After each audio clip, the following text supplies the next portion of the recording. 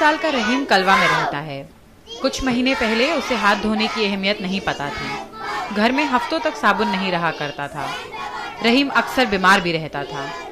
कलवा में रहीम सरीखे और भी कई बच्चे हैं, जिनमें से कई के लिए साबुन आज भी बहुत बड़ी चीज है। घर वालों के पास इतने पैसे ही नहीं कि साबुन के लिए खर्च कर सकें। दूसरी तरफ ऐसे लोग हैं जिन्हें इस बात का इतना भी गुमान नहीं कि साबुन किसी के लिए इतना बेशकीमती हो सकता है। थोड़े से इस्तेमाल के बाद बचा हुआ साबुन यूं ही फेंक दिया जाता है। इन दो विरोधाभासी हालातों को 25 साल की एरिन ने एक साथ जोड़ के देखा। सामाजिक कार्यकर्ता एरिन जैकेज ने इन बच्चों की जरूरत समझी।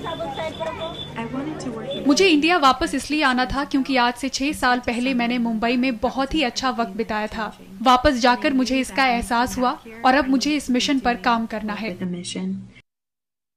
एरिन ने कुछ बड़े होटलों से संपर्क किया और वहां इस्तेमाल के बाद बचे हुए साबुन को दान देने पर राजी करने के बाद उन्हें रिसाइकिल करने की कोशिश की। होटल से जो साबुन छोड़ जाते हैं ग्राहक वहां जो आते हैं रहने के लिए, उन साबुनों को कलेक्ट किया जाता है। ऐसे वर्कशॉप्स जो हैं कलवा में, उन्हें यहाँ तक पहुँचाया जाता है और यहाँ पे काम कर रही औरतें उस पूरे साबुन को रिसाइकिल करती हैं। हमारे साथ इस वक्त माधुरी जी हैं जो इस पूरे प्रोसेस का एक हिस्सा है। माधुरी जी, आप ज़रा हमें बताएं कि कैसे आप इसकी रिसाइकलिंग करते हैं, कैसे करते हैं? अभी हम लोगों ने पहला उसको 5 kg लिया, फिर उसको धो दिया।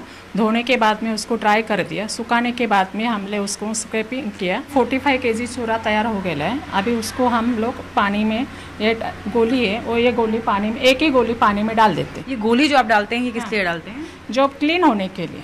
जो पानी रहता है वो गंदगी रहती है पानी में, तो इसमें क्लीन हो जाता है पानी भी। और एक बार ये आटे की तरह तैयार हो जाए उसके बाद? आटे के तैयार होने के बाद में उसको कम्फर्ट्स कर देंगे अभी। फिर उसकी बट्टी तैयार हो गई और बट्टी तैयार होने के बाद में उसके हम लोग काट के वड़ी बना देते हैं। माधुरी जी, कितनी औरतें काम करती हैं इस वर्कशॉप की अगर बात की जाए? हम लोग 3 जने, सुषमा और कंचन, और 3 जने मिलकर एक दिन में 45 किलो साबुन तैयार कर लेते हैं। 45 किलो कर देते हैं। गुजरात और महाराष्ट्र के कई इलाकों में जरूरतमंद बच्चों तक यह रिसाइकिल किया हुआ साबुन पहुंचाया जाता है। इस पूरी प्रक्रिया के बाद यह साबुन उन बच्चों तक पहुंचता है जिन्हें इस साबुन की सबसे ज्यादा जरूरत है। उन्हें जिन स्कूल्स में पढ़ाया जाता है कलवा के इस इलाके में, उनकी टीचर्स द्वारा यह साबुन उन्हें डिस्ट्रीब्यूट किया जाता है, जिसे ये यहाँ पे अपने स्कूल में भी इस्तेमाल कर सकते हैं और घर भी ले जा सकते हैं।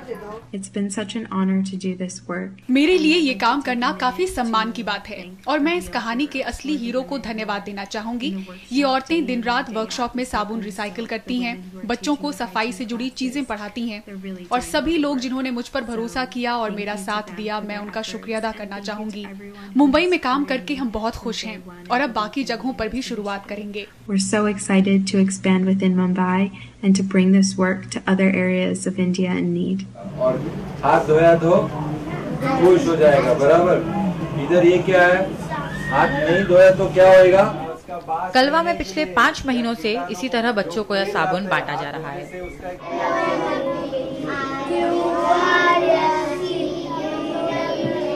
मुंबई के लीडिंग जो होटल्स है, हम वहाँ से हम लोग फ्री में हमको मिलता है ये साबुन।